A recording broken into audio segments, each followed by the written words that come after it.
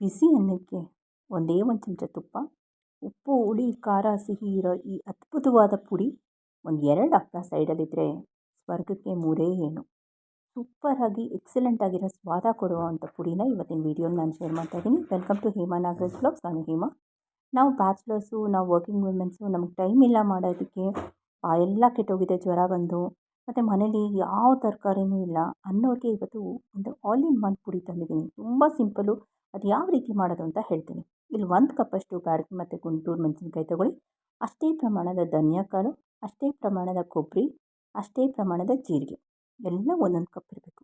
ಅದಕ್ಕೆ ಅರ್ಧ ಭಾಗದಷ್ಟು ಮೆಣಸು ಮತ್ತು ಮೆಣಸಿನ ಕಾಲು ಭಾಗದಷ್ಟು ನಾವು ಮೆಂತ್ಯ, ಒಂದು ಕೈ ಮುಷ್ಟಿಯಷ್ಟು ತೊಳ್ಕೊಂಡಿರೋ ಕರ್ಬೇವಿನ ಸೊಪ್ಪು, ಧನಿಯಾಕಾಳು ಪಕ್ಕದಲ್ಲಿಟ್ಟಿದ್ದೀನಿ, ಅದು ಸ್ಕಿಪ್ ಆಗೋಗಿದೆ ವೀಡಿಯೋಲು, ಅದನ್ನು ಆ್ಯಡ್ ಮಾಡ್ಕೊಳ್ಳಿ.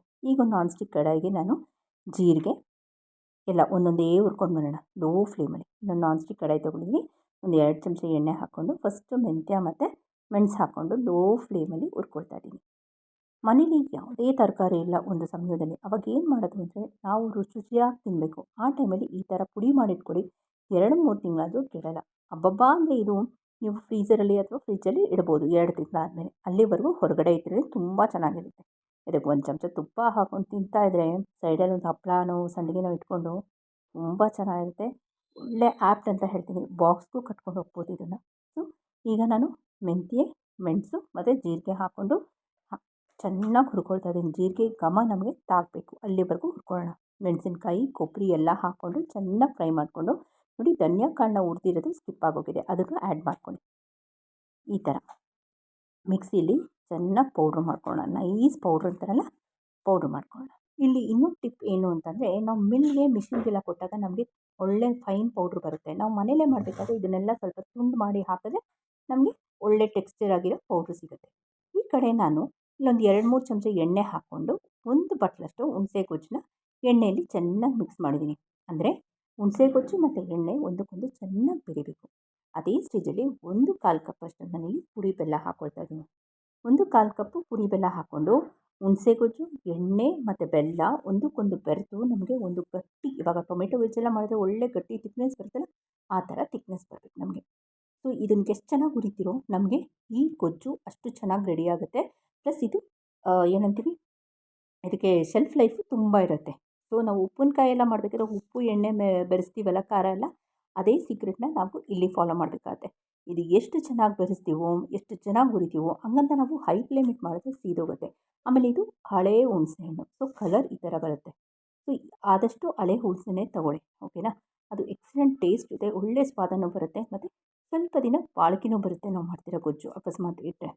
ಸೊ ಈ ಥರ ಒಂದು ಗೊಜ್ಜು ರೆಡಿ ಮಾಡಿಟ್ಕೊಂಡ್ಬಿಟ್ರೆ ನಿಮ್ಗೆ ಯಾವಾಗ ಜ್ವರ ಬಂತು, ಯಾವಾಗ ನಿಮ್ಗೆ ಟೈಮ್ ಇರಲ್ವೋ, ನಾವು ಬ್ಯಾಚುಲರ್ಸು, ನಾವು ವರ್ಕಿಂಗ್ ವುಮೆನ್ಸ್ ಅಂಥವ್ರಿಗೆಲ್ಲ ಎಕ್ಸಲೆಂಟ್ ಆಗಿರುತ್ತೆ. ನೋಡಿ, ನಾನು ಏನು ಹೇಳಿದೆ, ಗೊಜ್ಜು ಥಿಕ್ನೆಸ್ ಬರಬೇಕು ಅಂದರೆ ನೀವು ಹಾಕಿರೋ ಎಣ್ಣೆ, ಹುಣಸೆ ಹಣ್ಣಿನ ಗೊಜ್ಜು, ಹುಣಸೆ ಹಣ್ಣು ಏನು ಹಿಂಡಿದಿರೋ ಅದು, ಪ್ಲಸ್ ಬೆಲ್ಲ ಒಂದಕ್ಕೊಂದು ಬೆರಿಬೇಕು. ಒಂದು ಟೊಮೆಟೊ ಗೊಜ್ಜು ಎಷ್ಟು ಥಿಕ್ನೆಸ್ ಬರುತ್ತೋ ಆ ಥರ ಥಿಕ್ನೆಸ್ ಬರಬೇಕಿದೆ ನಮಗೆ. ಈಗ ನಾವು ಪೌಡ್ರ್ ಮಾಡ್ಕೊಂಡಿರೋದನ್ನ ಹಾಕ್ಕೊಳ್ಳೋಣ. ನಿಮಗೆ ಗೊತ್ತಾಗುತ್ತೆ ಅಂದಾಜು. ನಾನಿಲ್ಲೊಂದು ಅರ್ಧ ಕೆಜಿಯಷ್ಟು ಗೊಜ್ಜು ಮಾಡ್ತಾಯಿದ್ದೀನಿ. ಸೊ ನಿಮ್ಗೆ ಗೊತ್ತಾಗುತ್ತೆ ಎಷ್ಟು ಗೊಜ್ಜು ಬೇಕು ಅಂತ. ಸುಮಾರು ಇಲ್ಲಿ ನನಗೆ ಒಂದು 200-250 ಗ್ರಾಮಷ್ಟು ಎಣ್ಣೆ ಬೇಕಾಗುತ್ತೆ. ಸೊ ಇದು ಅಂದಾಜು. ನೋಡ್ಕೊಳ್ಳಿ ನಿಮ್ಗೆ ಎಷ್ಟು ಬೇಕೋ ಅಷ್ಟು ಗೊಜ್ಜನ್ನ ಹಾಕ್ಕೊಂಡು ಚೆನ್ನಾಗಿ ತಿರುಗಬೇಕು. ಬೇಕಾದರೆ ಇದಕ್ಕೊಂದು ಒಳ್ಳೆ ಒಗ್ಗರಣೆ ಕೊಡೋಣ. ಯೂಶ್ವಲಿ ಇದಕ್ಕೆ ಒಗ್ಗರಣೆ ಕೊಡೋಲ್ಲ, ಸಾಸಿವೆ ಕಡಲೆಬೇಳೆ ಕೊಡ್ತಾರೆ. ನೋಡಿ, ಇದಕ್ಕೆ ಇನ್ನೊಂದು ಸ್ವಲ್ಪ 25 ಗ್ರಾಮಷ್ಟು ಎಣ್ಣೆ ಹಾಕ್ಕೊಂಡಿದ್ದೀನಿ. ಆದಷ್ಟು ಕಾಯಿಸಿರೋ ಎಣ್ಣೆ ಅಂದರೆ ಬಿಸಿ ಎಣ್ಣೆ ಹಾಕ್ಕೊಂಡ್ರೆ ಒಳ್ಳೆಯದು, ತಣ್ಣಗಿರೋ ಎಣ್ಣೆ ಬೇಡ. ಈಗ ಸುತ್ತ ಎಣ್ಣೆ ಬಿಟ್ಕೊಂಡು ಬಂದಿದೆ ನೋಡಿ, ಎಷ್ಟು ಚೆನ್ನಾಗಿ ಕಾಣ್ತಿದೆ. ಇದಕ್ಕೆ ಸಾಸಿವೆ ಕಡಲೆಬೇಳೆ ಮತ್ತು ಕರಿಬೇವಿನ ಸೊಪ್ಪು ಒಗ್ಗರಣೆ ಕೊಡ್ತಾರೆ. ನಾನು ಎಕ್ಸ್ಟ್ರಾ ಫ್ಲೇವರು, ಮಕ್ಕಳೆಲ್ಲ ಇಷ್ಟಪಟ್ಟು ತಿಂತಾರೆ, ಬಟ್ ನಮಗೂ ನಾಲ್ಗೆಗೆ ರುಚಿ ಇರಬೇಕು ಅಂತ ಈ ಗೊಜ್ಜಲ್ಲೇ ನಿಮಗೆಲ್ಲ ಸಿಗುತ್ತೆ. ಉಪ್ಪು, ಹುಳಿ, ಖಾರ, ಸಿಹಿ ಎಲ್ಲ ಇದೆ. ಇದಕ್ಕೆ ಒಂದು ಎಕ್ಸ್ಟ್ರಾ ಆ್ಯಡ್ ಮಾಡ್ತಿದ್ದೀನಿ, ಏನು ಅಂತ ಹೇಳ್ತೀನಿ ಬನ್ನಿ. ಒಗ್ಗರಣೆಗೆ ಒಂದು 10 ಗ್ರಾಮಷ್ಟು ಕಡಲೆಕಾಯಿ ಬೀಜನ ಚೆನ್ನಾಗಿ ಫ್ರೈ ಮಾಡ್ಕೊಳ್ತಾ ಇದ್ದೀನಿ. ಸೊ ಕಡಲೆಕಾಯಿ ಬೀಜ, ಗೋಡಂಬಿ ಎಲ್ಲ ತುಂಬ ಚೆನ್ನಾಗಿರುತ್ತೆ. ಒಳ್ಳೆ ಕಾಂಬಿನೇಷನ್ ಸಹ ಈ ಗೊಜ್ಜಿಗೆ. ಈ ಥರ ಎಲ್ಲ ಫ್ರೈ ಮಾಡಿ ಇಟ್ಕೊಂಡ್ಬಿಟ್ರೆ ತುಂಬ ಜನ ಇಷ್ಟಪಟ್ಟು ತಿಂತಾರೆ ಕಡಲೆಕಾಯಿ ಬೀಜ. ಮಕ್ಕಳಿಗೆಲ್ಲ ಎಸ್ಪೆಷಲಿ ಕಡಲೆಕಾಯಿ ಬೀಜ, ಗೋಡಂಬಿಯಿಂದ ತುಂಬ ಇಷ್ಟ ಅವ್ರಿಗೆ. ಸೊ ಈಗ ನಾನು ಕಡಲೆಬೇಳೆನ ಒಗ್ಗರಣೆ ಹಾಕ್ಕೊಳ್ತಿದ್ದೀನಿ, ಸ್ವಲ್ಪ ಗೋಡಂಬಿನೂ ಹಾಕ್ಕೊಳ್ತಿದ್ದೀನಿ. ಗೋಡಂಬಿ ಆಪ್ಷನಲ್, ಬೇಕಿದ್ದರೆ ಹಾಕ್ಕೊಳ್ಳಿ, ಇಲ್ಲಾಂದರೆ ಪರವಾಗಿಲ್ಲ. ಇದಕ್ಕೆ ಬಿಳಿ ಎಳ್ಳು ಸಹ ಹಾಕ್ತಾಯಿದ್ದೀನಿ. ಬಿಳಿ ಎಳ್ಳು ಒಳ್ಳೆ ಸ್ವಾದ ಕೊಡುತ್ತೆ, ನಿಮ್ಮ ಬಾಯಿಗೆ ಒಳ್ಳೆ ರುಚಿನೂ ಕೊಡುತ್ತೆ ಅದು. ಸೊ ಅದನ್ನು ಈ ಗೋಡಂಬಿ ಎಲ್ಲ ಸ್ವಲ್ಪ ಕೆಂಪು ಹುರಿಯೋಣ.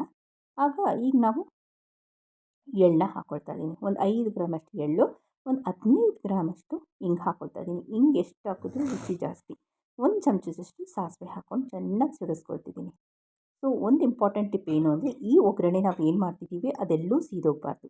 ಇದನ್ನು ಬನ್ನಿ ನಮ್ಮ ಗೊಜ್ಜಿಗೆ, ಆಲ್ ಇನ್ ಒನ್ ಗೊಜ್ಜಿಗೆ ಹಾಕ್ಬಿಟ್ಟು ಒಂದು ಏರ್ ಟೈಟ್ ಬಾಕ್ಸಲ್ಲಿ ಹಾಕಿಟ್ಬಿಟ್ರೆ ನೀವು ಫ್ರಿಜ್ಜಲ್ಲಿಡೋ ಅವಶ್ಯಕತೆಯೇ ಇಲ್ಲ. ರುಚಿಗೆ ತಕ್ಕಷ್ಟು ಉಪ್ಪನ್ನ ಕೊನೆಗೆ ಆ್ಯಡ್ ಮಾಡ್ತಾಯಿದ್ದೀನಿ. ನೀವು ಬೇಕಾದರೆ ಮಧ್ಯದಲ್ಲೂ ಹಾಕ್ಕೊಳ್ಬೋದು. ಎಷ್ಟು ಬೇಕೋ ಅಷ್ಟು ಉಪ್ಪು ಹಾಕ್ಕೊಂಡು ಬಿಸಿ ಬಿಸಿ ಅನ್ನಕ್ಕೆ ತುಪ್ಪ ಹಾಕ್ಕೊಂಡು ಒಂದು ಹಪ್ಪಳ ಇಟ್ಕೊಂಡು ಕಲಿಸ್ಕೊಂಡು ತಿಂತಿದ್ರೆ ನಾನು ಹೇಳ್ದಂಗೆ ಸ್ವರ್ಗಕ್ಕೆ ಮೂರೇ ಏಣು. ಸೊ ಇವತ್ತು ಆಲ್ ಇನ್ ಒನ್ ರೆಸಿಪಿ ನಿಮ್ಗೆ ಇಷ್ಟ ಆಯಿತು ಅಂತ ಅಂದ್ಕೊಳ್ತೀನಿ. ಈ ಪುಡಿನ ನಿಮ್ಮ ಮನೆಯಲ್ಲೆಲ್ಲ ಟ್ರೈ ಮಾಡಿ ನಿಮ್ಮ ಫೀಡ್ಬ್ಯಾಕ್ ಕೊಡಿ. ನಿಮ್ಗೇನು ಅನಿಸ್ತು ಅಂತ ನಂಗೆ ಕಮೆಂಟ್ ಸೆಕ್ಷನ್ ಹಾಕಿ. ನೀವೇನಾದ್ರು ಚೇಂಜಸ್ ಮಾಡಬೇಕು ಅಂತಿದ್ದರೆ ದಯವಿಟ್ಟು ನನಗೆ ಆ ಚೇಂಜಸ್ನ ಹೇಳಿ. ಬಿಸಿ ಅನ್ನಕ್ಕೆ ಇದನ್ನು ಕಲಿಸ್ಕೊಂಡು ತಿಂತಾಯಿದ್ರೆ ಹೆಂಗಿರುತ್ತೆ ಅಂತ ನೀವೇ ಇಮ್ಯಾಜಿನ್ ಮಾಡ್ಕೊಳ್ಳಿ. ಓಕೆನಾ? ಒಂದು ಹಪ್ಪಳ, ಒಂದು ಒಂಚೂರು ಉಪ್ಪಿನಕಾಯಿ, ಒಂದು ಚಮಚ ತುಪ್ಪ. ಓಕೆನಾ? ಈ ಥರ ಮಾಡ್ಕೊಂಡು ತಿಂತಿದ್ರೆ ಸೂಪರಾಗಿರುತ್ತೆ ಅಲ್ವಾ? ನೀವು ಮನೆಯಲ್ಲೆಲ್ಲ ಟ್ರೈ ಮಾಡಿ ಅಂತ ಹೇಳ್ತಾ, ಹೊಸಬ್ರು ಯಾರಾದರೂ ಫಸ್ಟ್ ಟೈಮ್ ನನ್ನ ಚಾನಲ್ನ ವಿಸಿಟ್ ಮಾಡಿದರೆ ಆಲ್ ಅಂತ ಬೆಲ್ ಬಟನ್ ಒತ್ತಿ ಅಂತ ಹೇಳ್ತಾ, ಒಂದು ಹಪ್ಪಳದ ಜೊತೆ ಇದನ್ನು ಎಂಜಾಯ್ ಮಾಡೋಣ ಬನ್ನಿ. ನೀವೆಲ್ಲ ಬಂದು ಇದನ್ನು ಸವಿದು ನನಗೆ ಯಾವ ರೀತಿ ಇತ್ತು ನಿಮ್ಮ ಮನೆಯಲ್ಲೆಲ್ಲ ಟ್ರೈ ಮಾಡಿ ಅಂತ ಹೇಳಿ. ಓಕೆನಾ? ಇವತ್ತಿನ ವೀಡಿಯೋ ಎಲ್ಲ ವರ್ಕಿಂಗ್ ವುಮೆನ್ಸ್ಗೆ, ಬ್ಯಾಚುಲರ್ಸ್ಗೆ ಯೂಸ್ಫುಲ್ ಅಂತ ಹೇಳ್ತಾ ಹೋಗ್ಬರಲ್ಲ. ಎಲ್ಲರಿಗೂ ನಮಸ್ಕಾರ.